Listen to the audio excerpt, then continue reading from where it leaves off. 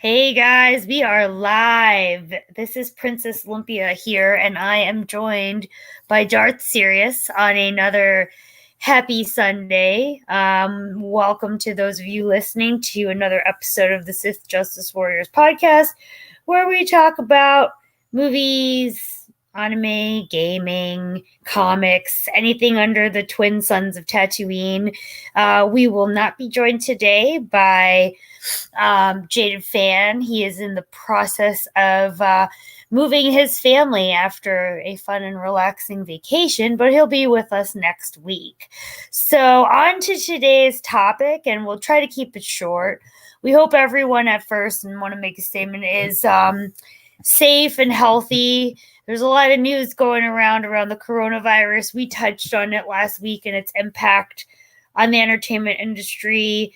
Like I said, I hope everyone is safe and washing their hands and just self-quarantining. I would be remiss if I didn't make the comment that it's literally continued its impact, it being the virus, has continued its impact basically all over the world and is now touching even more and more of the entertainment industry. Last week we talked about delays of movies. It's becoming more and more so the case, especially around filming. A lot of the film studios that are based out in the West Coast are actually stopping production of a lot of TV shows or movies in the wake of this. I think even Tom Hanks and his wife, Rita Wilson, who are out in Australia filming, were diagnosed with the coronavirus. They're doing fine, but it just goes to show you it's touching the lives of everyone. People are now making, and companies are now making decisions for the sake of their employees, for the sake of people in the world, to just take a little bit more safer precautions, whether that being, having people work from home, self-quarantine, as well as, halting movie production, etc., things like that. So I'm pretty sure there's just been a lot around the news to cover, but the movie delays really struck me. I think A Quiet Place 2 is now delayed.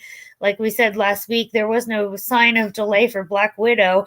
Most of the government systems are saying that we need to, especially on the states that are getting hit the hardest. They're basically saying, we need to stay away from being in rooms with more than 50 people. You need to just, kind of take precaution. And so movie theaters, the gym, basically non-essential, and I use that in quotations, non-essential places are getting closed, like the libraries. I mentioned the gym. Some restaurants are moving they're either closing or they're moving to a takeout, carry-out sort of method, so that they're still open, but they're not quite fully functioning and have a ton of people. So again, it's just interesting. I'd be remiss if I didn't talk about it. I know you've been seeing a lot of it serious on your end. I'm surprised we aren't, I'm surprised there aren't even more delays that I'm hearing about. But the other thing that I want to bring up is this correlation, because again, I have to bring it up. This correlation between the virus and toilet paper. The biggest thing with the virus is that you have to, avoid touching your face, wash your hands for 20 minutes, sing happy birthday twice, use hand sanitizer. Nowhere in there does it say you need toilet paper to combat this virus. And yet there are people on Amazon selling toilet paper for how much, Sirius? I think it was like $75. There was actually a couple, and I've got to find it.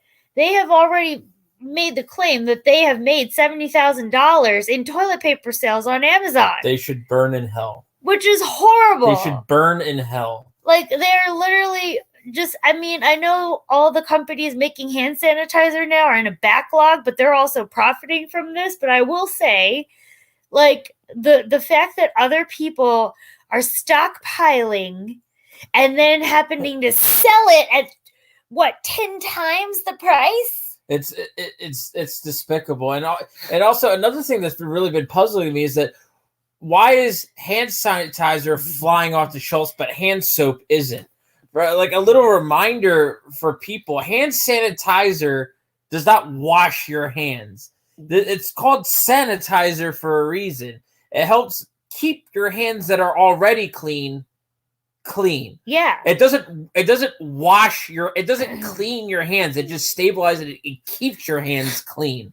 So the fact that hand sanitizer is flying off the shelves, but hand soap isn't, and the fact that toilet paper is flying off the shelves, yet fucking vitamins and shit that everybody needs to help get through their their daily routines, like that's still on the shelf. I'm trying to figure out the priorities of these people. As a relative told me, it's about eating and shitting at home. So that's why somehow it literally ended up that way. But let me tell you, nowhere in the CDC's info or any place around this virus does it say you need toilet paper to combat the virus. I mean, because it didn't seem like people were. It didn't seem like people were stocking up to combat a virus. And like it looked like the way people were.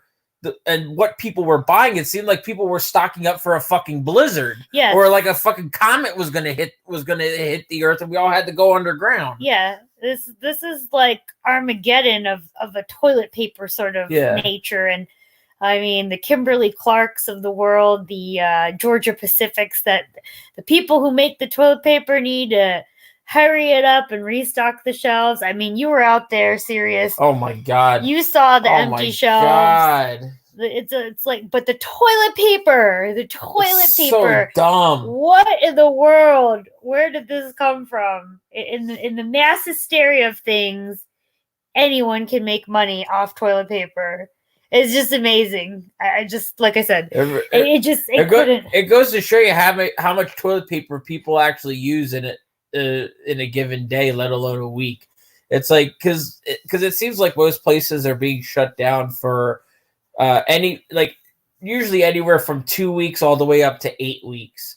So it's like you're telling me people are buying like 5 cases of toilet paper, and like each case is usually like 24 rolls or something like that. Like you're telling me you're gonna go through that much toilet paper in 2 weeks, let alone 8 weeks?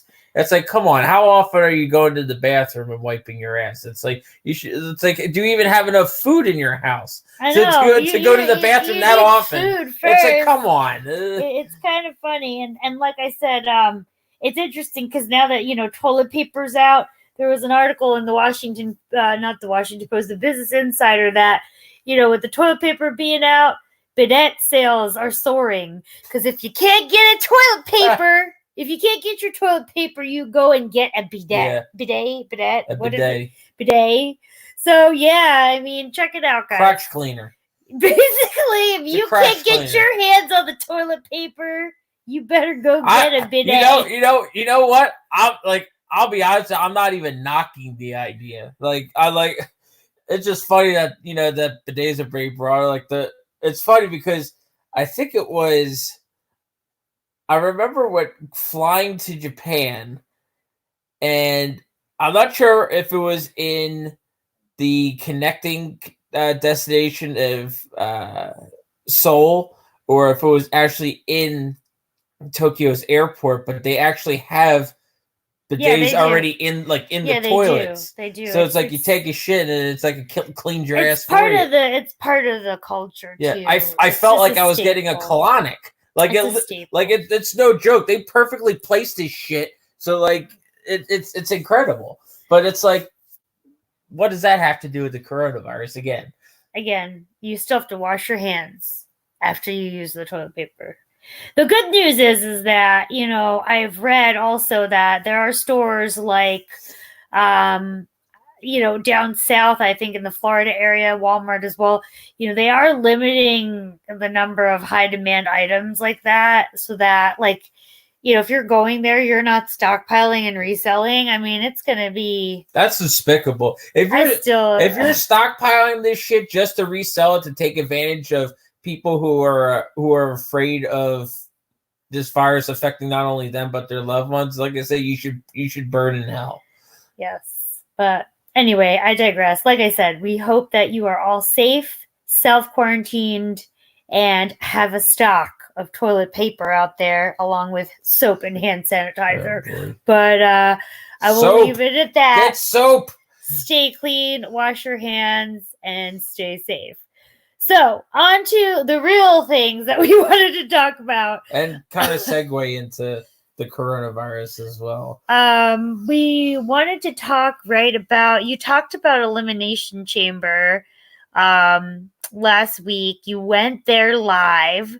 Let us know if your predictions pretty much came true. I think it did when I saw the recap of the show notes, but let us know your thoughts on the pay-per-view in general, and then what was your favorite match? Well, I mean, the club box, by the way, was incredible. It was dead center club box, so I saw like a completely unobstructed view of the ring plus the ramp. Like it was unbelievable. As far as the pay-per-view goes, like as far as my predictions, I called every single match except for one. There was two surprises that came through the chamber. One that surprised me in a really good way, and another one that surprised me like in a really bad way. But as far as matches goes, I called every single one except for one. Even the two Elimination Chamber matches themselves, I even predicted the order of elimination of every single superstar, like from the beginning to the very end. So, I mean, like I said, like if you listen to the previous podcast, like I kind of dived into like my theories, like behind like my predictions as far as like setting up feuds and like if one person winning makes more sense than having the other person win. So, like I said, like it didn't really surprise me, but the pay-per-view was very enjoyable for the most part. The one part I didn't really like was the end match. Like I like, which was, by the way, the main event was the number one contender women's match. Like the winner would face Becky Lynch at WrestleMania. If that happens, by the way, but I'll get into that. Yes, because of COVID. Yeah, COVID-19. I mean it's to the point where like they recommended that WrestleMania would be canceled. They decided to keep going through it, but I believe it was like the town officials of the township, and then I think it was the mayor advised that they should cancel it before they do themselves. Which also led to the fact that they might even possibly have to do a smaller venue, which wouldn't affect them too heavily. It would actually help them out a little bit because when you have such a large stadium in Tampa, and also with the travel ban that's going on right now, half the people, like a good portion of the people, won't even be able to make it to WrestleMania to watch this. So reducing to a smaller venue will actually help it make it seem more full, because I've been to about 3 WrestleManias, and like people from all over the world come to this. You have people from like Israel, Spain, China, Japan, India, everywhere you could think of that broadcasts WWE. They come to the United States for WrestleMania. But especially with the travel ban, it really makes you wonder, what the audience is going to be like, even if they do wind up in a smaller venue. Oh, that's true. And who's going to work the venue too? I mean, I'm pretty sure a lot of people. Well, I know a lot of people are impacted by it from a job perspective, like if the business closes for the virus, but I'm pretty sure they're going to need, the same amount of people servicing whatever the venue is. And so, with everything going on, it's going to be difficult to get people to work the venue unless like you figure out some way to keep them safe as well. Yeah.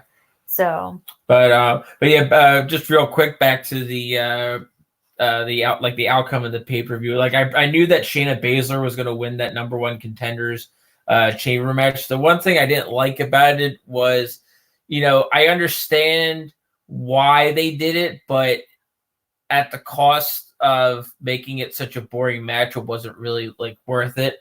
So pretty much, you have basically how a chamber, two people start off and then there's 4 pods, and every 5 minutes someone gets released and gets added to the match. So I believe it was Ruby Riott and Natalya started off the match, and then Sarah Logan came in, and then Baszler entered the ring. And then, of course, as soon as Baszler entered, everybody knew that, she was just going to start beating the shit out of everybody. But it got to the point where she ended up taking everybody out too fast. And it was basically just her pacing back and forth in the ring. And you could tell that the crowd was getting really agitated. And like I said, I knew why, because they want to push her as this, this badass character. Because, especially when it comes to WrestleMania match, the classic good versus, evil kind of thing. You got to the heel versus heel versus face. Right. But like I said, it just didn't do anything, because in the end, that's you're paying to watch a match. And it's for them to have her eliminate all the superstars so quickly, and that she's just walking around in the ring with nothing to do. I felt like they could have just drawn that out a little bit, and it just wasn't a great way to end it. But I mean, it didn't take anything away from the rest of the pay-per-view. The big surprise that I was actually happy with was surprisingly the one prediction I got wrong. And that was the 3-on-1 handicap match. It was Braun Strowman defending his Intercontinental Championship in a handicap match against Shinsuke Nakamura, Sami Zayn, and Cesaro. And I would like to extend a congratulations to Sami Zayn, who ended up winning the Intercontinental title from Braun Strowman. I did not think that they were going to take the title from him, from Braun, so soon. The only reason I see this happening is that possibly maybe after WrestleMania, they're going to have him push for the World Heavyweight title. Because usually that's what happens, when people lose the NXT title. That's usually a sign that they're getting called to the main roster. So, and especially on the main roster, if you lose a lesser title, if you're popular enough, that usually means that you're in line for, a bigger title and a bigger role. But yeah, I really enjoyed it a lot. I'm just curious what they're going to do as far as, WrestleMania goes. I really hope that, it's still on, especially with all the hype, and then, especially with the stacked card. Yeah, I mean, I don't think that canceling WrestleMania would really, do any good, especially with people, buying tickets from not just all over the world, but, all over the United States as well. And especially, it does so much, especially in, at this point in time with, everything closing due to, to coronavirus. I get it, but I mean, it does so much for the town, and then especially holding something like that in a town that's practically closed because of, everything going on. I feel like it gives them a nice, light at the end of the tunnel. It kind of lifts your spirits a little bit. Yeah, that was something to keep your mind off of the reality that's going on around you. But that's good. No, I mean, I guess time will tell, because that's the next biggest pay-per-view is WrestleMania, right? Yeah. April.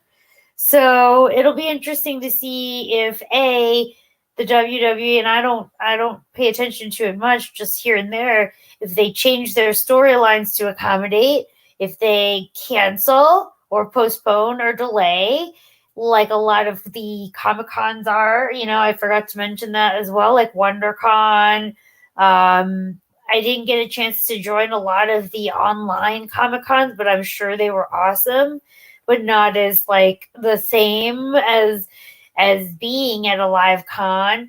I think a lot of the Festivals are postponed as well. I think Coachella was trying to postpone itself. A couple of EDM festivals. We talked about Miami Ultra, which is a big one. Like, so, like I said, this one's a big, like, wrestling entertainment event for, that specific crowd and venue. And so I'm curious to see if they try to change their storyline based on what the outcome is going to be with WrestleMania, or is it going to be similar to a lot of things like schools basically that were closed for the spring break are now all moving to online courses and curriculum. So everything is online now. So is it going to be an online only, like, sort of main event, like, sort of thing? I mean, that's the way we're moving to now. It's kind of interesting because, we made a big push of virtual working and our jobs being, virtual, that you don't need an office. And now it's like, oh, well, this is truly putting it into effect. And the term social distancing has become a big deal. And so are we just going to be desensitized enough to just start accepting that things are going to be done in, like, either closed or small rooms, and we're just going to be watching it stream from afar? And so that'll be interesting. Yeah, and actually, speak of, you actually helped me remember a really interesting thing that that WWE did, like, on the subject of social distancing and performing in, like, smaller venues. This past Friday on SmackDown, they actually broadcasted live from the WWE Performance Center in Orlando, and they actually filmed in front of no audience. And they had Michael Cole and Triple H doing commentary, and they were basically, just doing storylines and wrestling matches with no audience. And it's not something that I would say that I would want to see on a consistent basis, but, like, especially with what's going on, I really appreciate, what they did. And also at the same time, especially with the ending, because one of the matches I'm looking forward to most at WrestleMania is John Cena versus The Fiend Bray Wyatt. And SmackDown ended with an interview with John Cena, talking about, Bray Wyatt. And it was all storyline stuff. And then the Fiend Bray Wyatt actually ended up coming out and interrupted John Cena and was talking about WrestleMania. And it was really amazing because I know a lot of times, at least over the past decade or so, it's like you have, like, these crowd chants that kind of tend to, like, ruin, like, promos really well. It's like when you have somebody that's, like, so skillful on the mic and really trying to get, like, a message across and try to, like, get the crowd involved, sometimes you get, like, these ignorant people that just, like, kind of, like, ruin the moment, or, like, they'll just say what, or they'll just say something ridiculous. And so the fact that I got not only just a stellar promo from one of my favorite wrestlers, like, it really goes to show you that, these people put a lot of time and effort into this stuff, and the way they were performing is as if they were performing in front of an audience. Yeah. Like, it didn't seem awkward at all. Like, the only thing, it really looked like that somebody edited out the fans. It was really a cool thing to see. That's interesting. So, yeah, I mean, I think more and more things are going to be that way. I mean, when they announced the NBA and the NCAA was going to be, well, first they announced the NBA canceling everything for the remainder of the season, which was a big shock because, I know it's going to be baseball season soon, with football season having come to an end. The NBA was what we had. And then NCAA, for a lot of the fans out there, they either, I don't know whether they postponed, but they even, like, the Sweet 16 Final Four, blah, blah, blah, that's going to be with a smaller group of people.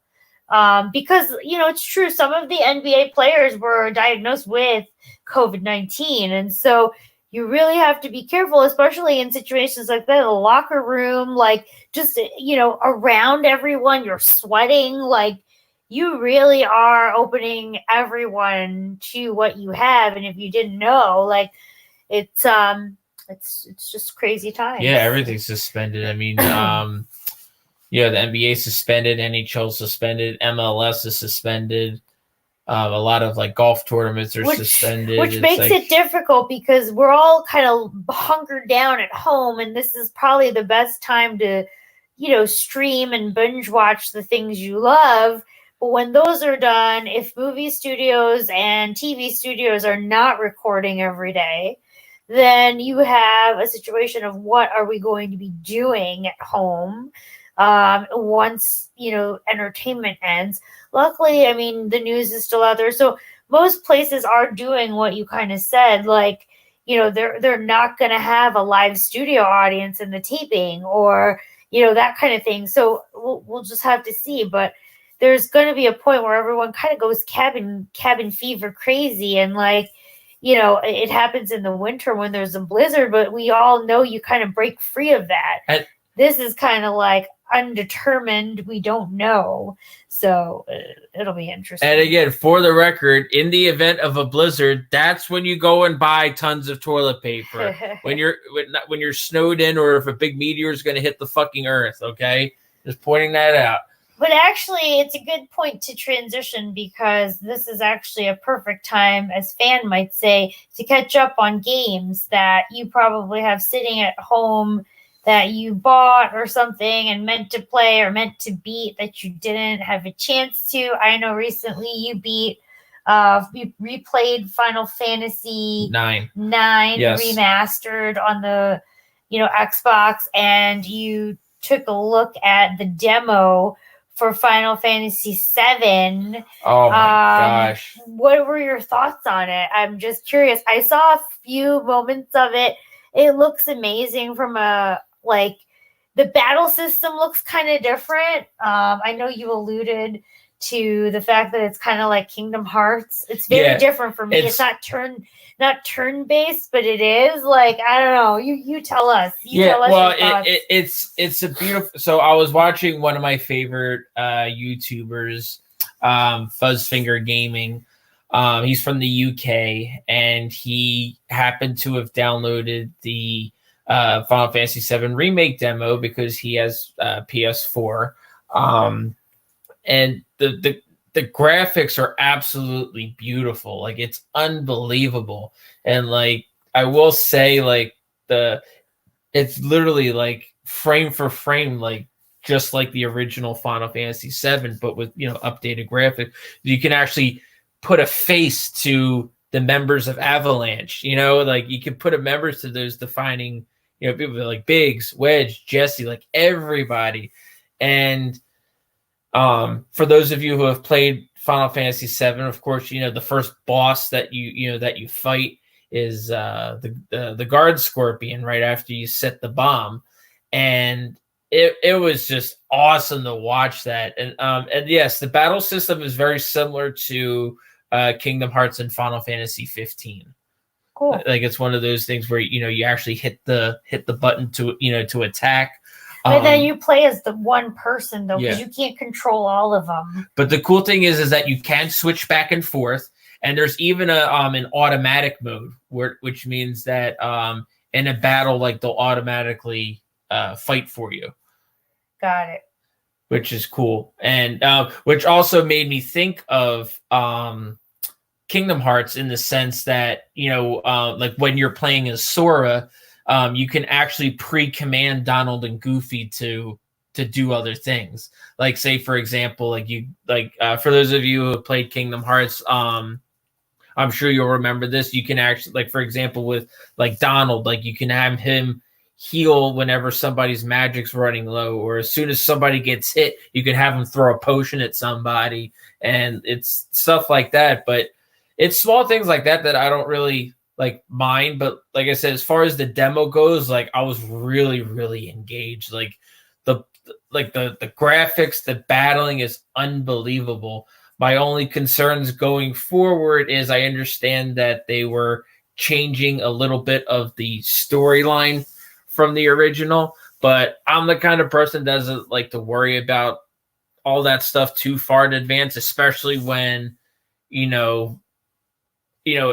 all the other parts of the Final Fantasy VII remake won't be out for God knows how long, because I understand that this current Final Fantasy VII remake chapter only goes up to the end of Midgar, which is actually kind of a cool point to stop off, because literally right after Midgar is when you actually are out into the open world. So, which actually is a cool starting point for another chapter. So, and that's usually when the story actually begins, when you actually really start to learn about Cloud and his past and everything like that. So, until that actually happens, I'm just going to enjoy this remake for what it is. I'm going to enjoy Midgar. I'm going to relive all those awesome moments from the little mini games.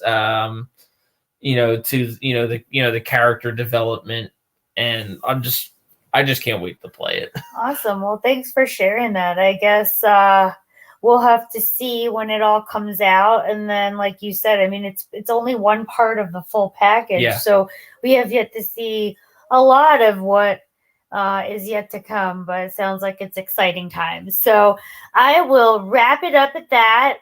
Thanks again to everyone who was listening. I know it was a little late tonight, but, what can you do? It's Sunday. Coronavirus is out there. We'll blame it on Corona. We had to stock up on our own toilet paper. Yeah. So, yeah. But, yeah, thanks again to everyone as we bring dark to light on pop culture, games, more coronavirus. But if you enjoy this show, subscribe, tell your friends, leave us some constructive feedback. We definitely want to hear from you guys. Our Twitter is @JusticeSith. And our email is SithJusticeWarriorsPodcast@email.com. So again, thanks again for joining us on the Sith side. We will talk to you next week. Bye, guys. Bye.